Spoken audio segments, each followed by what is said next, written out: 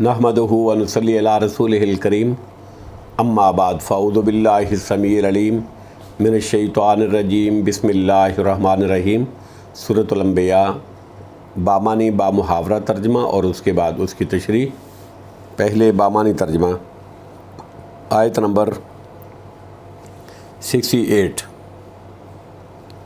قالو، وہ کہنے لگے، حرکوہ ہو، تم جلا دو اس کو، وانصروا، اور مدد کرو، آلہتکم، اپنے معبودوں کی، ان اگر کن تم ہو تم فاعلین، کرنے والے، کچھ کرنے والے۔ آیت نمبر 69۔ قلنا، ہم نے کہا، یا نارو، اللہ فرماتے ہیں ہم نے کہا یا نارو، اے آگ، کونی، تو ہو جا، بردم و سلامن، ٹھنڈی اور سلامتی والی، علی ابراہیم، ابراہیم پر علیہ الصلاۃ والسلام۔ آیت نمبر 70۔ وارادو، اور انہوں نے ارادہ کیا، بہی اس کے ساتھ، کیدن، مکر کا، فجعلناہم الاخسرین، تو ہم نے کر دیا انہی کو نہایت خسارہ پانے والے۔ آیت نمبر 71۔ ونجیناہ، اور ہم نے نجات دی ابراہیم کو علیہ الصلاۃ والسلام، ولوطن، اور لوط کو علیہ الصلاۃ والسلام، الی الارض التی، اس زمین کی طرف وہ جو بارکنا، ہم نے برکت دی تھی، فیہا، اس میں، للعالمین، جہان والوں کے لیے۔ آیت نمبر 72۔ ووہبنا، اور ہم نے عطا کیا، لہو، ابراہیم کو علیہ الصلاۃ والسلام، اسحاق کو علیہ الصلاۃ والسلام، و یعقوب، اور یعقوب کو علیہ الصلاۃ والسلام، نافلتم وکلن، مزید اور ہر ایک کو، جعلنا، ہم نے بنایا، صالحین، صالح، نیک۔ آیت نمبر 73۔ وجعلناہم، اور ہم نے بنایا ان کو، ائمۃ یہدون، امام، یہدون، وہ رہنمائی کرتے تھے، یہدون، وہ رہنمائی کرتے تھے، بے امرنا، ہمارے حکم کے ساتھ، و اوحینا، اور ہم نے وحی کی، الیہم، ان کی طرف، فعل الخیرات، نیک کام کرنے کی، و اقام الصلاۃ، اور نماز قائم کرنے کی، و ایتاء الزکوٰۃ، اور زکوٰۃ ادا کرنے کی، و کانوا، اور وہ تھے، لنا، ہمارے لیے، ہمارے، عابدین، عبادت گزار، فرما بردار بندے۔ آیت نمبر 74۔ ولوطن، اور لوط کو علیہ الصلاۃ والسلام، آتیناہ، ہم نے دیا اس کو، حکمم و علمن، حکم اور علم، ونجیناہ، اور ہم نے نجات دی اس کو، من القریۃ التی، اس بستی سے وہ جو، کانت، تھی، تعمل خبائث، کرتی گندے کام، انہم، بلا شبہ وہ، کانو تھے، قوم، لوگ، سوئن، برے، فاسقین، انتہائی نافرمان۔ اب بامحاورہ ترجمہ اور اس کی تشریح۔ آیت نمبر 68۔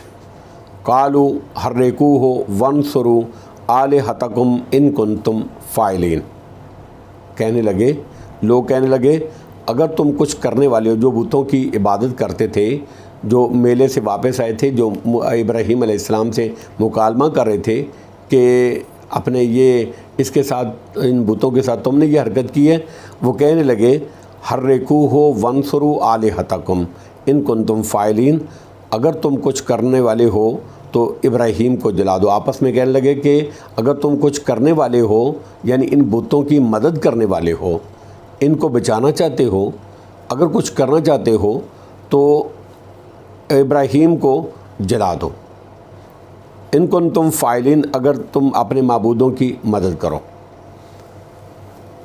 حضرت ابراہیم علیہ السلام نے جب اس طرح اپنی حجت تمام کر دی، ٹکڑے ٹکڑے کر دیے بتوں کے، اور ان کی ضلالت و سفاہت کو ایسے طریقے سے ان پر واضح کر دیا کہ وہ لاجواب ہو گئے، تو چونکہ وہ توفیق ہدایت سے محروم تھے اور کفر اور شرک نے ان کے دلوں کو بے نور کر دیا تھا، ضلالت میں تھے، ان کے دلوں کو بے نور کر دیا تھا، اس لیے بجائے اس کے کہ وہ شرک سے تائب ہوتے، اس لیے کہ وہ شرک سے تائب ہوتے، الٹا ابراہیم علیہ السلام کے خلاف سخت اقدام کرنے پر آمادہ ہو گئے اور اپنے معبودوں کی دہائی دیتے ہوئے ان کو آگ میں، ابراہیم علیہ السلام کو آگ میں جھونک دینے کی تیاری شروع کر دی۔ چنانچہ آگ کا ایک بہت بڑا الاؤ تیار کیا گیا ہے، ایک بہت بڑا الاؤ تیار کیا گیا۔ کہا جاتا ہے کہ کئی سال تک، کئی مہینوں تک، بلکہ کتنی دیر تک وہ آگ کا الاؤ تیار کیا جاتا رہا، اور اس میں حضرت ابراہیم علیہ السلام کو کہا جاتا ہے کہ منجنیق کے ذریعے سے پھینکا، لیکن حضرت اللہ رب العزت نے آگ کو حکم دیا کہ ابراہیم کے لیے برد، ٹھنڈی، وسلامن، اور سلامتی والی بن جا۔ علماء کہتے ہیں کہ اگر اللہ رب العزت ٹھنڈی کے ساتھ برد کا، سلامتی کا لفظ نہ فرماتے تو اس کی ٹھنڈک ابراہیم علیہ السلام کے لیے ناقابل برداشت ہوتی۔ یعنی اللہ رب العزت نے آگ کو حکم دیا کہ گرم نہیں ہونا، میرے ابراہیم کو جلانا نہیں، ایک بات۔ اور دوسری بات یہ سلامتی والی، اس سے مراد یہ ہے کہ ابراہیم کو ٹھنڈ بھی اتنی نہیں لگنی چاہیے کہ جس سے میرے ابراہیم کو تکلیف ہو، سلامتی والی، ٹھنڈی اور سلامتی والی بن جا۔ بہرحال یہ ایک بہت بڑا معجزہ ہے جو آسمان سے باتیں کرتی ہوئی، دہکتی ہوئی آگ کے گل و گلزار بن جانے کی صورت میں حضرت ابراہیم علیہ السلام کے لیے اللہ کی مشیت سے، اللہ کے حکم سے ظاہر ہوا۔ اس میں ابراہیم علیہ السلام کا کوئی کمال نہیں تھا، اس میں اللہ رب العزت کا حکم اور مشیت شامل تھی۔ اسی طرح اللہ نے اپنے بندے کو دشمنوں کی سازش سے بچا لیا۔ قلنا یا نار کونی، آیت نمبر 69، قلنا یا نار کونی بردم و سلامن علی ابراہیم۔ اللہ فرماتے ہیں ہم نے کہا اے آگ تو ابراہیم پر ٹھنڈی بن جا، ٹھنڈی ہو جا اور سلامتی والی بن جا۔ آیت نمبر 70، وَأَرَادُوا بِهِ كَيْدًا فَجَعَلْنَاهُمُ الْأَخْسَرِينَ، کہنے لگے انہوں نے اس ابراہیم علیہ السلام کے ساتھ فریب کا ارادہ کیا تو ہم نے ان کو انتہائی خسارے والے بنا دیا۔ آیت نمبر 71، وَنَجَّيْنَاهُ وَلُوطًا إِلَى الْأَرْضِ الَّتِي بَارَكْنَا فِيهَا لِلْعَالَمِينَ، اور ہم نے ابراہیم اور لوط علیہ السلام کو اس زمین کی طرف نجات دی جس میں ہم نے اہل عالم کے لیے برکت رکھی تھی۔ یعنی اس سے مراد اکثر مفسرین کے نزدیک ملک شام ہے، جس کی شادابی اور پھلوں اور نہروں کی کثرت اور انبیاء کا مسکن رہنے کے علاوہ ہونے کے علاوہ سے اس کو بابرکت کہا گیا ہے۔ آیت نمبر 72، وَوَهَبْنَا لَهُ إِسْحَاقَ وَيَعْقُوبَ نَافِلَةً وَكُلًّا جَعَلْنَا صَالِحِينَ، اور ہم نے اسحاق کو بخشا، ہم نے اس کو اسحاق بخشا، یعنی ابراہیم علیہ السلام کو ہم نے اسحاق عطا فرمایا اور یعقوب علیہ السلام مزید دے دیا۔ نافلتاً زائد کو کہتے ہیں، یعنی ابراہیم علیہ السلام نے تو صرف بیٹے کے لیے دعا کی تھی اپنے رب سے، اللہ سے، تو اللہ فرماتے ہیں ہم نے بغیر دعا کے مزید اس کو پوتا اسحاق بھی عطا کر دیا، اس کی بھی خوشخبری دے دی۔ نافلتاً وَكُلًّا جَعَلْنَا صَالِحِينَ، اور ہم نے ہر ایک کو صالح بنا دیا، نیک بھی بنا دیا، عطا بھی کر دیا، بیٹا بھی دے دیا، پوتا بھی دے دیا، اور ساتھ ان کو نیک بھی بنا دیا۔ یہ بڑی غنیمت کی بات ہوتی ہے کہ اولاد اگر نیک ہو، اگر بد نکل آئے تو اس سے بڑی دنیا میں سزا کوئی نہیں ہے۔ آیت نمبر 73، وَجَعَلْنَاهُمْ أَئِمَّةً يَهْدُونَ بِأَمْرِنَا، اور ہم نے ان کو امام بھی بنا دیا، ہمارے حکم سے لوگوں کو راہ ہدایت بتاتے تھے، بِأَمْرِنَا ہمارے حکم کے ساتھ۔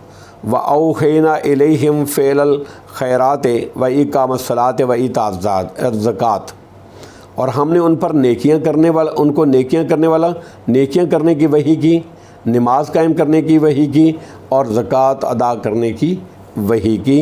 وَكَانُوا لَنَا عَابِدِينَ، اور وہ ہمارے عبادت گزار بندے تھے۔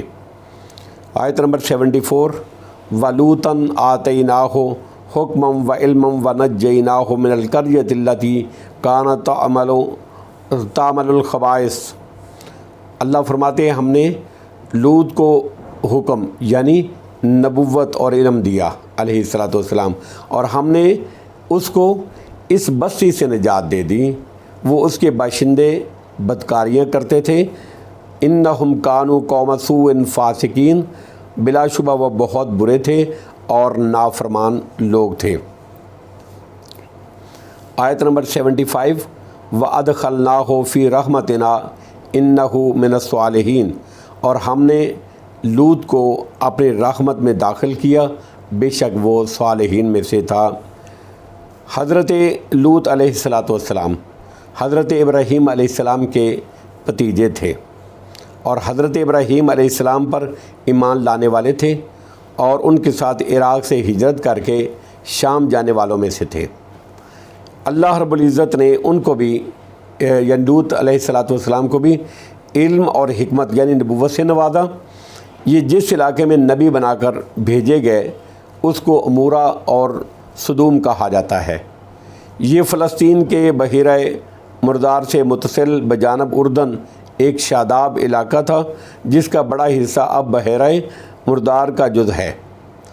ان کی قوم لواطت جیسے فعل شنی برے فعل میں گزرگاہوں پر مبتلا تھی، گزرگاہوں پر بیٹھ کر آنے جانے والوں پر آوازیں کسنے والے تھے، ان کو تنگ کرنا اور ریزے پھینکنا وغیرہ اس میں بدنام تھی، جس کو اللہ نے یہاں خبائث یعنی پلید کاموں سے تعبیر فرمایا ہے۔